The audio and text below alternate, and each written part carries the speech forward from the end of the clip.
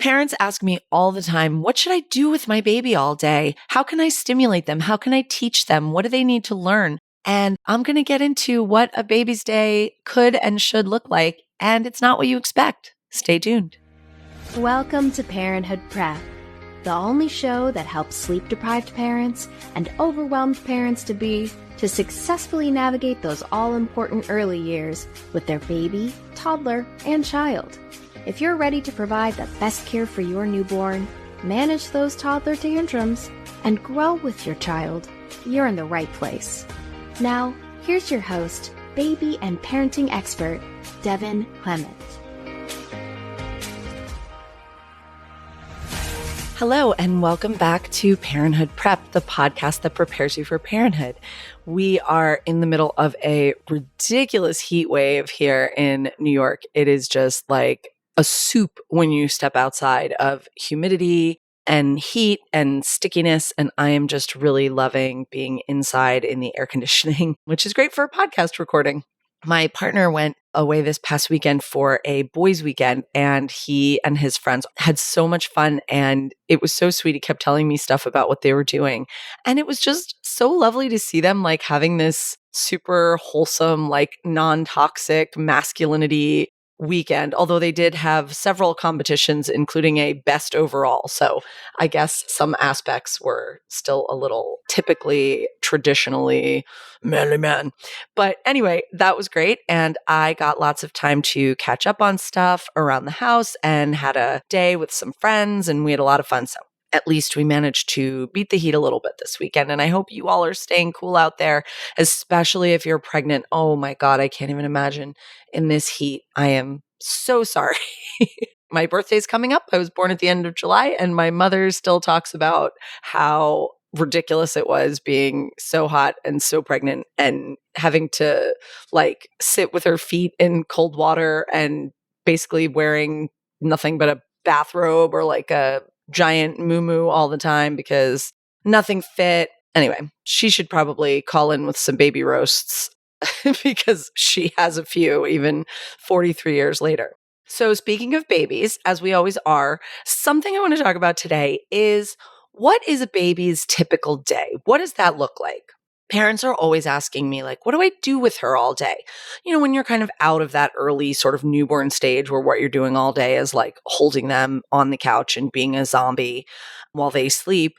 But, you know, when they get a little older, 3 months, 4 months, 6 months, you know, a year, you know, what should their day look like? And I think there's this pull to, you know, stimulate them constantly, teach them things. They have to learn. I have to teach them, you know, especially if you're in a sort of a high achieving culture like New York City or like a big city, or you're just around people that like feel like they're pressuring you to have your baby have all these accomplishments, that you have to be constantly doing things with them so that they can learn, so that they can be ready for school, so that they can do all these things. And that's just not true. Like a baby's day is really, you know, filled with a lot of things that you might not expect.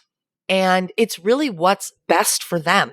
You know, it's time for them to learn, and it's how they learn. Like they do not need to learn the ABCs. We had a client a few years ago, bless their hearts. They were the sweetest parents, but they were keeping notes of what they did all day with their baby, like 3-4 months. And they would literally write down what songs they sang. Like we sang Old MacDonald. We sang I've Been Working on the Railroad. We sang the ABCs. Her caregivers, she made sure that when you sang the ABCs, you enunciated LMNOP so that she would understand that there are different letters and not just that LMNOP that a lot of kids think that it is, because we tend to rush through that part of the alphabet song. And I was like, lady, this baby is 4 months old.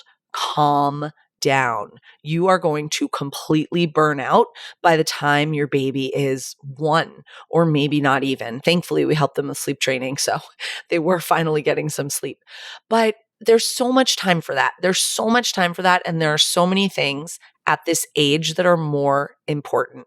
People ask me too, like, what, you know, music should I play for my baby? Sometimes I see in like mom groups online, what TV shows should I put on for my baby? Like, I don't think you should put your baby in front of the TV.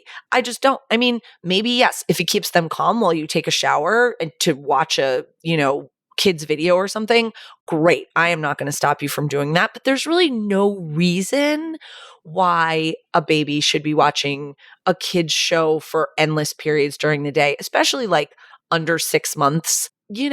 American Academy of Pediatrics recommends no screen time before 2.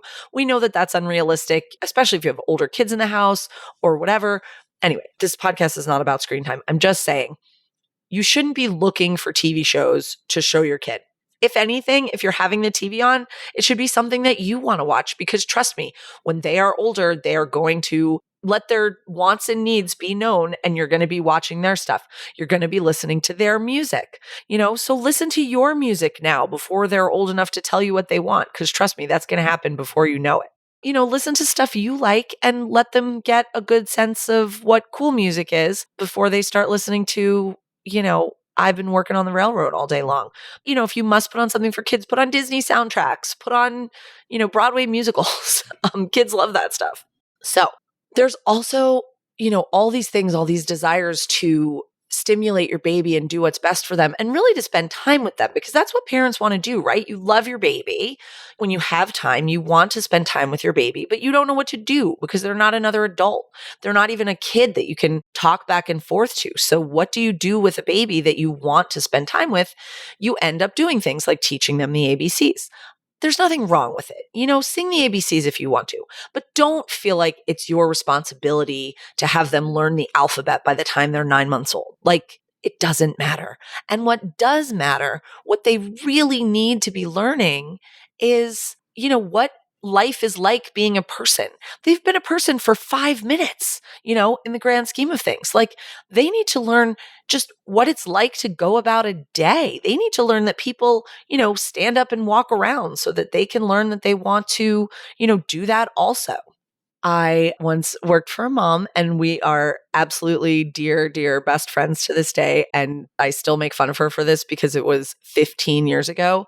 I was working with her as her nanny. Well, I was actually her overnight nanny because her twins were not great sleepers. But once in a while, I would be with them during the day if her other nanny was, not available or whatever. And one day I was watching them during the day, and I asked her, can I take them for a walk in the stroller? Like, something nice to do, get out of your hair a little bit, give you a break. And she said, yes, but not too long because that's too passive. And at this point, again, 15 years ago, I was by no means like a newborn care expert or anything, or baby care expert, but I had been taking care of kids for a long time. And I was like, oh my God, I suddenly understand why your kids don't sleep, why they are always wired, why you are always wired, why the energy level in this house is at like a 13 all the time. And it's because you don't let them do anything passive. Babies are supposed to be passive a lot of the time. Anyway, she has come around. She has learned. She actually now works on our team as one of our sleep coaches. And she tells all of her clients and parents the story of what a wired mom she was and how wired her babies were as a result. And that they didn't sleep and that they weren't calm and they were so fussy and cranky all the time because they were so overstimulated because she thought it was the right thing to do. Another thing is that a baby will start to fuss. At this point, I'm not talking about a 6-month-old. I'm talking about a little baby, like a couple of weeks, 2 months, 3 months. The baby will start to fuss and someone will start, shaking a toy in the baby's face. Oh, hi, baby. And the baby gets distracted by it and they might calm down a little bit, but it's not because they were bored. It's not because that's what they needed. It's generally because they are overstimulated and tired, which we talked about in another episode where I talked about the reasons why babies cry and how to get them to stop crying. Most of the time, a baby under 6 months or under 4 months does not need more stimulation. They get enough. A newborn, those first few weeks, all they need to do is look at your face when they have their eyes open for like seconds to minutes a day. Like, newborns should not be wide awake for an hour.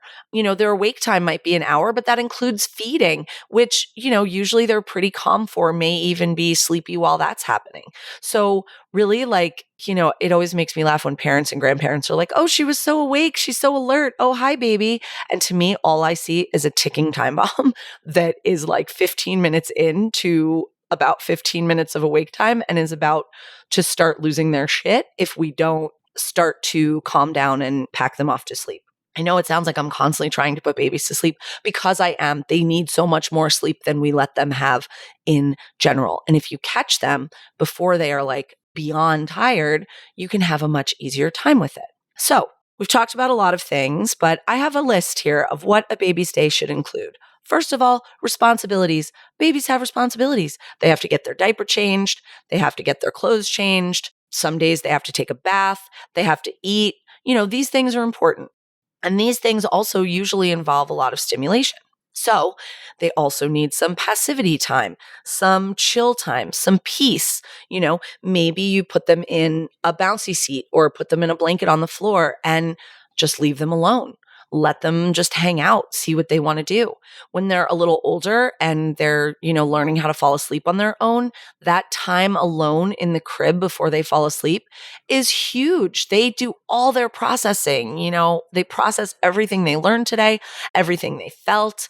Sometimes I'll sleep train a baby and the parents will tell me, oh, it's going so great, except I put her in the crib and she's awake for like 30 minutes before she falls asleep. And I say, well, is she crying? No, she might fuss a little bit, but mostly she's just like rolling around and talking. Like, should I go get her? Is she not tired? Should I put her to bed later? Like, no, no, you shouldn't. They are really enjoying that me time, that alone time where they can process without stuff going on, without people shaking toys in their face. Now, does it include no play? Of course it includes play. Play can be so basic, so simple. It can be as simple as just, looking at you, making eye contact, you making faces with them, doing that thing everybody does with babies where you have like a fake conversation, which I love to do, or they're like, ah, blah, blah, blah, blah. And you're like, oh, really? What happened next? Oh, no way. You don't say. Then what? It's just natural. And that's how they learn to have conversations. That's how they learn the back and forth of human interaction. They should also have, some freedom to do what they want. So, like I said, put them down on the floor, take them out of the bouncy chair. If they're, only a few weeks or a few months, you can leave the play gym or whatever. But when they start to be like 3-4 months and we want to work on some physical skills, some rolling, these different things, I would get rid of all the things that hang over their face and put things around them so that they have to turn their head, so that they have to turn their body, so that they have to move back and forth. The play gym is great when they're small, but I call it baby television because they just lay there and they like look at the things over their face. So even when you're interacting with them, sometimes you might want to, get to the side of them instead of being right on top of them. We want them to learn to move their bodies. We want them to, be motivated to turn in one direction and the other, get that physical exercise in. Something that unfortunately is a bit of an issue with babies today is that because of sleep safety, which of course is super critical, they're on their backs all the time. And it's a lot harder to get some of these physical skills while you're laying on your back all the time. So we do tummy time, so that they can start turning their heads in that direction so that they can push up. We're seeing more and more babies needing, helmets because they have a flat head, or needing like physical therapy because they have torticollis or tension issues, because they're not being given the space and time to move around, move on their own. Again, teeny tiny newborns mostly want to be swaddled. They don't need this. But once we get up to, say, 4 weeks, 6 weeks, certainly, 2 months, 3 months, that's when we really want to start giving them a lot of freedom to move their bodies and encouraging them to move their bodies. Because another important part of a baby's day is frustration. Frustration is how we learn things. Things did not get invented because people were perfectly happy with the way the world was working. Things get invented because people are frustrated with the options and they want better options. So, babies learn how to roll from side to side because they get frustrated that there's nothing over their face and they want to look at the toy that's to their left and to their right. So we don't want to, just make everything super easy for them all the time. A lot of times I'm observing parents, again, like parents in the mist, and say the baby's 4 months old and she'll turn her head and she'll kind of go, like towards a toy or like reach for a toy. And the mom's like, oh, here you go, and hands it to her. And I'm like, no, she's got to try, at least let her try a little bit before you just hand it to them. I know you don't want them fussing, but it really is part of the process. Now, of course, if she's hysterical, I'm not saying stand over her and be like, nope, you got to get it yourself, but let them get a little frustrated. Let them try things, let them fail. And this is something that will carry through their whole childhood. Like, let them do things for themselves, let them be bad at it so they can get good at it. And you're not following them around, hand feeding them when they're 2.5 because they never sat in the high chair because it made them too frustrated. They have to get a little frustrated. So what do we have so far? We have responsibilities, we have interaction, play, observation, and passivity. That's their time to watch and observe what's going on. They have their processing time where they're kind of alone, maybe in the crib, or that can also be during the passivity and observation time. We have, independent time where they're moving around, they're getting physical. Outside time is great, weather permitting. You take a baby outside, you don't have to take them for a walk, especially if you're not in like a super walkable area. You can just take them out on a blanket and just lay on a blanket with them and enjoy the breeze and the sunshine and everything like that. Babies in other countries and other cultures spend so much time outside. There's that whole thing about how babies in Scandinavia, parents just park the stroller outside, even in the freezing cold winter. And that's where they take their naps and stuff. Of course, they're bundled up and they're wrapped up and they're cozy. But, it kind of cracks me up when a parent asks me oh, isn't it too cold to take the baby outside or too hot to take the baby outside? Babies are born in every climate and they do fine. You just have to, adapt to it. Don't bundle them up if it's hot out. And do bundle them up if it's cold. I'm not going to say you have to go out if it's ridiculous in either direction, but get your baby outside, get a little fresh air for both of you, get out of the house. Again, even if it's just setting up a big blanket on the lawn and, laying out there or walking a couple blocks to a nearby park and just laying on a blanket at the park because you don't physically feel like taking a super long walk. That's fine. And if you do feel like taking a super long walk, it is not too passive.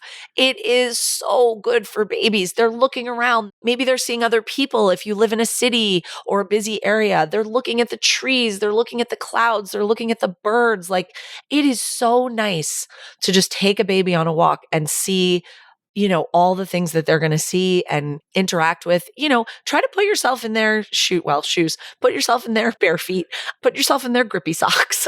As you're walking with your baby, think about it. What is she seeing? Oh, she sees that bird. Oh, what are we hearing? Oh, we're hearing, garbage trucks. Oh, we're hearing, the neighbors outside their house. Oh, we're hearing kids playing in the street. She's learning so much. It is not passive. And finally, most importantly, the biggest chunk of your baby's day, sleep. They need so much sleep, especially when they've been so busy with all of these other things that they're doing. Playing, physically practicing, observing the world, processing everything that they learned, getting frustrated, processing that frustration, learning new skills, observing. Babies are so busy, even when it looks like they're doing absolutely nothing. So have a great time with your baby, and I will talk to you soon. All right, listen up, folks. We love to joke around, but it's time to get real. And that real talk, it's all about giving your babies the roasting they deserve. Yep, you heard it right. We're calling for an epic baby roast. We want you to drop a voice note on our website and call out your little ones for their adorable crimes. Did your baby spit up on your brand new dress the second you put it on? Or maybe they decided to scream through your sister's wedding vows? We want to hear all the juicy details. Head over to happyfamilyafter.com or hit the link in the show notes. Every page on the site has a button on the side for you to record straight from your phone. Your story might just make it onto an episode of the Parenthood Prep podcast. We can't wait to hear. Thanks for listening to this week's episode of Parenthood Prep. If you want to learn more about the services Devin offers, as well as access her free monthly newborn care webinars, head on over to www.happyfamilyafter.com.